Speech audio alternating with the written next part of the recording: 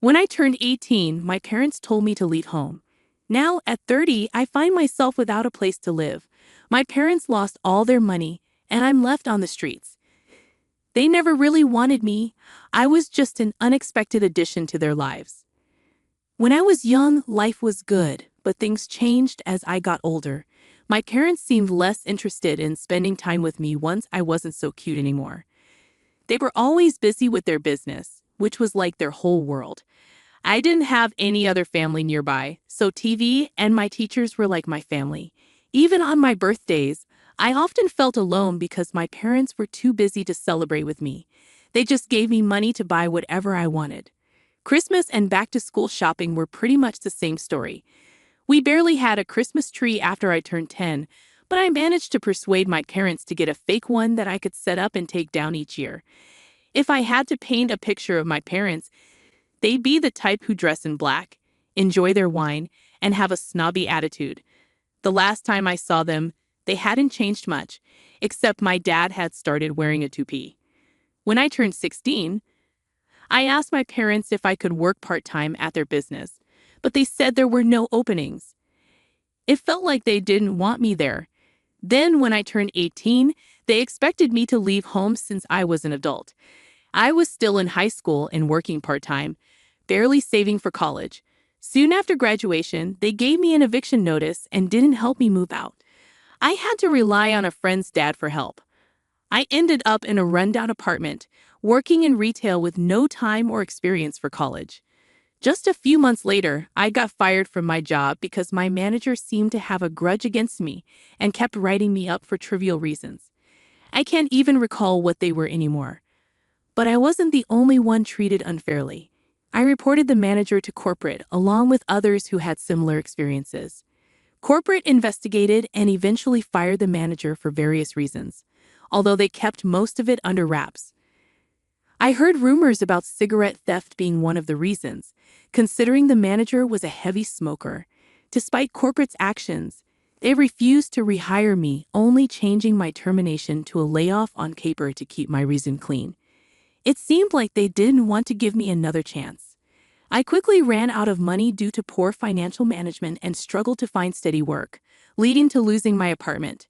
Desperate, I turned to my parents for help, but they turned me away, leaving me homeless and forced to live in a tent during the winter in someone's backyard. My friends had moved on to college, leaving me behind as a broke kid doing whatever odd jobs I could find to survive. My luck changed when a neighbor of my parents discovered I was living in a tent and offered me shelter to avoid freezing. With her support, I pressured my parents into revealing how to contact my other relatives, although they were reluctant, likely ashamed of how they treated me. Despite their warning not to bother them again, they reluctantly provided me with a list of contact information. I reached out to my paternal grandparents, whom I hadn't seen since I was a baby, and they were overjoyed to hear from me, welcoming me with open arms when they learned of my situation. They immediately flew me over to live with them, essentially adopting me as their own. My parents didn't even bother to see me off at the airport, despite being invited. For nearly a decade, I had no communication with them. My grandparents, upon learning of my parents' mistreatment of me, disowned them legally, removing them from their wills. Although my parents claimed they didn't need anything from my grandparents, their financial situation eventually proved otherwise. After living with my grandparents for about a year, I saved up enough to attend community college. With their support, I earned an associate's degree and landed a good job, thanks to my grandpa's recommendation. Eventually, my grandparents decided to sell me their house so they could retire to Arizona. My grandma's health was suffering in the cold winters, and they wanted to move somewhere warmer. While I was sad to see them leave, I gladly bought the house from them at a third of its value. I'll have it paid off in a few years.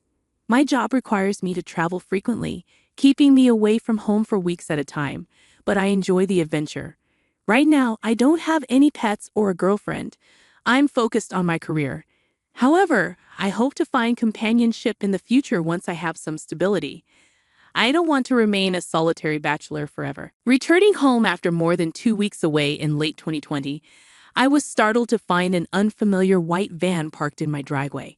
Concerned, I was about to contact the authorities when I noticed my parents' business logo on the side of the van, filling me with dread.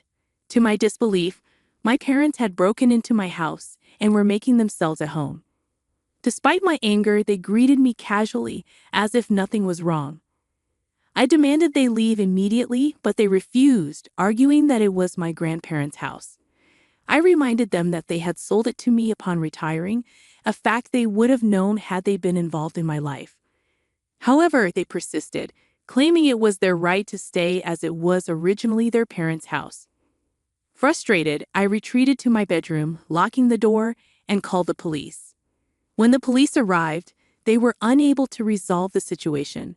My parents falsely claimed they had established residency, despite having just arrived, and asserted squatters' rights, lacking evidence to the contrary, and with no surveillance footage or support from neighbors, I found myself in a stalemate. My parents even fabricated a story of a verbal rental agreement with me, and my mother resorted to tears to sway the officers. The police deemed it a family dispute and advised me to pursue legal eviction through the courts, which was complicated by delays due to the pandemic in 2020. Meanwhile, my parents remained in my home without paying rent, flaunting their victory over me. They confessed that their business had collapsed, forcing them to liquidate most of their assets to settle debts. With nothing left but their van and personal belongings, they saw my home as their lifeline for the foreseeable future. Both of my parents managed to secure new jobs after moving in. My father became a delivery driver, while my mother found work as a sales associate. While they were earning, their only contribution was towards the electricity and water bills, which essentially amounted to handing me $100 each month, accompanied by reminders of their generosity. Whenever I broached the subject of proper rent, they dismissed it, arguing that I owed them for the 18 years they spent raising me, despite not requesting reimbursement for that time. They even threatened to withdraw assistance with the utilities altogether if I persisted. Frustrated, I reached out to my grandparents to explain the situation. Though they were displeased, my parents remained adamant, asserting their right to stay in my home. My grandfather expressed regret, acknowledging that had they not sold me the house, my parents wouldn't have taken advantage of the situation. However, I reassured him that I had already initiated legal proceedings for eviction, and my parents were well aware that their stay was temporary. I made sure my parents overheard my determination as I relayed this to my grandparents. Their response was silence.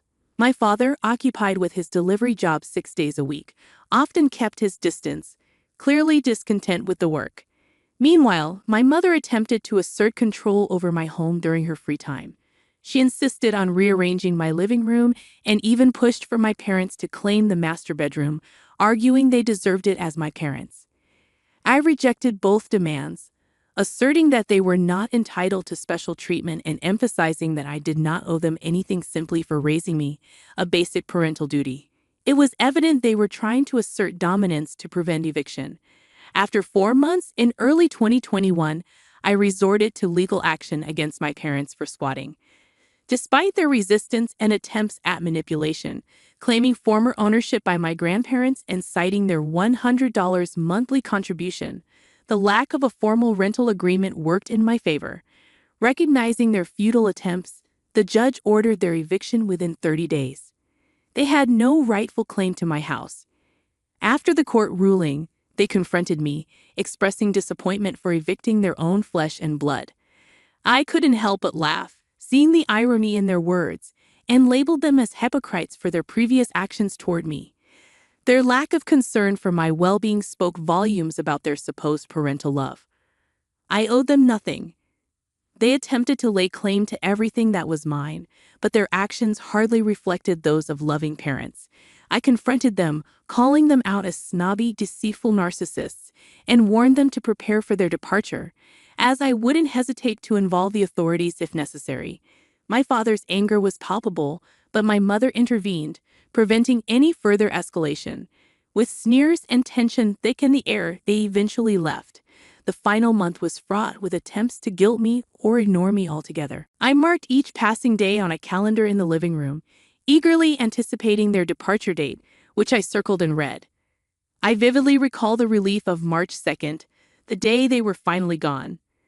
On the very day they were legally obligated to vacate my home, my parents stubbornly remained, despite having removed all their belongings and even resorting to sleeping on the floor of the guest room in a futile attempt to persuade me to let them stay.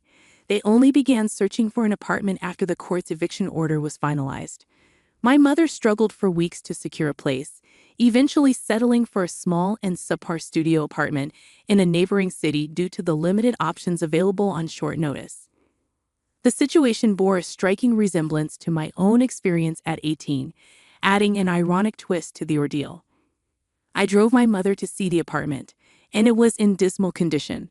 The walls were an unappealing baby green, the carpet appeared decades old, and the sole window offered a view of a nearby brick wall. Lacking modern amenities, there was no dishwasher, and the stove was unusually small. The bathroom facilities were outdated, with the toilet clearly in need of replacement. The thin walls offered little privacy, as we could hear the loud arguments of neighbors in the adjoining unit. Despite my mother's attempts to evoke sympathy with sad looks and subtle hints about my apparent guilt, I feigned ignorance until she relented. They promptly signed the lease and relocated their meager belongings to the apartment over the weekend. They insisted on taking the queen-size bed, dresser, and flat-screen TV from my guest room, which they had occupied for 5 months. Fed up, I allowed them to take the items, eager to rid my house of reminders of their presence. Their reaction implied they felt slighted, but they left without further demands. As soon as they departed for good, I wasted no time changing the locks on all exterior doors. With all their belongings now in the apartment and their last night spent in my guest room, I began replacing the front door lock while they loaded their van. Their silent observation did little to disrupt my focus, and they left without a word once the new lock was in place. A wave of relief washed over me as their van disappeared down the road. I felt as though karma had finally caught up with them, and I was content to let them live with the consequences of their actions. However, recent communication from my grandparents suggested otherwise. They recently contacted my grandparents to boast about their new business venture, similar to their previous one, now operating in the same state where I reside. Apparently, they're rapidly regaining their former status, enjoying financial success, and indulging in their familiar snobbish lifestyle. I couldn't help but feel a surge of resentment. After subjecting me to homelessness and squatting in my home for months, they seamlessly returned to their privileged ways. Despite my hopes for karma to intervene, their swift resurgence leaves me questioning its existence. Update. Thanks everyone for your helpful advice. I'm starting to see the value in selling the house, especially after discussing it with my grandparents. They support the idea of me moving closer to them if I decide to sell. Moving away would also mean my parents won't be able to track me down easily, which is a big plus. I'm exploring the possibility of getting transferred to a southern location by my company, which I think I'd enjoy due to the warmer climate. Winter has never been my favorite season, especially after having to live in a tent before. Since I'm not deeply rooted where I currently live and don't have many close friends, starting fresh elsewhere doesn't seem too daunting. While I do have some sentimental attachment to this house, it's not like I grew up here, so I'm open to the idea of moving. I understand the importance of beefing up security with more cameras, and I'll be looking into that. Regarding how my parents managed to break in and deceive the police, it was shockingly straightforward. They found an unlocked window, grabbed my spare keys, and then fabricated a story about having a verbal agreement to live here. They even went as far as changing their address with the DMV online to make their claims more convincing. Unfortunately, the police didn't offer much help and just advised me to go through the eviction process. I regret not getting their badge numbers to report their negligence. Quick update. Yes, my parents redirected their mail to my house, adding another layer to their residency claim. If they stayed in my house for over 30 days with my supposed permission, squatters' rights could legally make them tenants. They manipulated the situation and used every tactic to convince the police they had the right to be there. With no clear evidence of how long they'd been living in the house, it became a messy finger-pointing situation, leaving the police uncertain. This led me to pursue eviction through the courts. I did withhold the Wi-Fi password from my parents since they weren't contributing to the utility bills. However, they found a workaround by using their smartphones as hotspots for internet access during their stay. As for suggestions about leaving negative reviews or exposing my parents' past, I've decided to take the high road and move on. However, if they're involved in fraudulent activities with their new business, I'll be watching with interest to see how it unfolds. Update 2. For those skeptical about the 30-day rule concerning squatters, here's the direct law in the USA. In many areas, if someone resides on your property for over 30 days with your consent, they can claim certain rights, legally becoming your tenants. This often requires following an eviction process. Even in cases where no permission was given, if an unoccupied property is unlawfully entered and lived in, specific rules still apply. My parents manipulated the situation by fabricating permission and misrepresenting their duration of stay in my house, prolonging the eviction process to 5 months. Now you have the facts. Update 3. 5 days later, after some investigation and discussions within the family, I've discovered some curious details about my parents' sudden resurgence into business after bankruptcy. Contrary to speculation, their venture isn't in NLM, even they wouldn't stoop to such tactics. Their new business is notably smaller than their previous one, employing only the 2 of them compared to their former staff. Concerns were raised about potential identity theft, prompting me to monitor my credit closely, a habit I'd already adopted since dealing with their squatting situation. While I wouldn't put anything past them, there's been no suspicious activity on my credit, indicating they haven't attempted to access company funds through me. My paternal grandparents, who genuinely care for me, remain puzzled about the source of my parents' newfound wealth. Despite their attempts to reach out, my parents' calls have been rebuffed since they boasted about their success. It's evident they received no support from my father's side of the family. What about my mother's side of the family? I remembered I had an old list of contacts from my parents, which included my maternal grandmother's landline number. When I was homeless, I tried reaching out to her, but she showed no interest. Although I've never met them in person, my maternal grandparents seem to share similarities with my parents. It's like my father truly found his match in my mother. As someone pointed out earlier, they seem made for each other. I managed to reconnect with my maternal grandmother only to learn that she's been divorced for a while now, and my maternal grandfather passed away 7 months ago, leaving a significant inheritance to my mother. So that's where the money for their new business came from. My maternal grandmother seemed proud of their success and didn't delve into much else during our conversation. It's likely why my parents boasted to her about their achievements, especially since my good grandparents had cut them off. However, I couldn't care less, and neither could my good grandparents. Everyone on my father's side of the family has distanced themselves from my parents. They want nothing to do with them. It's not just me they've alienated. My mother's side of the family is also fractured, filled with divorcees and loners who dislike each other but pretend to get along. In contrast, my father's side is more normal and kind-hearted. Unfortunately, my father tends to burn bridges repeatedly. Even when I was born, my grandparents wanted to be involved in my life, but my parents kept me away from them for some unknown reason. I'm not entirely sure why they did this, but I suspect it's because they didn't want to face judgment for their own parenting. I would have preferred if they had sent me to boarding school or to live with my grandparents. But I suppose narcissists need someone to belittle to feel satisfied. I can only imagine the things they said about me behind my back all these years. Nevertheless, it seems my parents didn't break any laws to start their new business. At least nothing reportable to the IRS. There's no law against using inheritance money to kickstart self-employment, and my mother inherited everything from her father, including his house and land, where my parents now live. It's not the fanciest place, but it's decent, comparable to my own home. This means my parents have a place to stay without bothering me anymore. I'm considering selling my house and relocating, but unfortunately, my current employer doesn't have a branch in Arizona. So my options are either to resign and seek employment in Arizona after selling my house, or to stay put and hope my parents don't bother me again. I'm actively searching for job opportunities because I'm determined not to let my parents find me ever again. If moving proves impossible, I'll invest in installing cameras both inside and outside my house for added security. While I doubt a similar situation will occur, I want to ensure my parents never try to track me down again for any reason.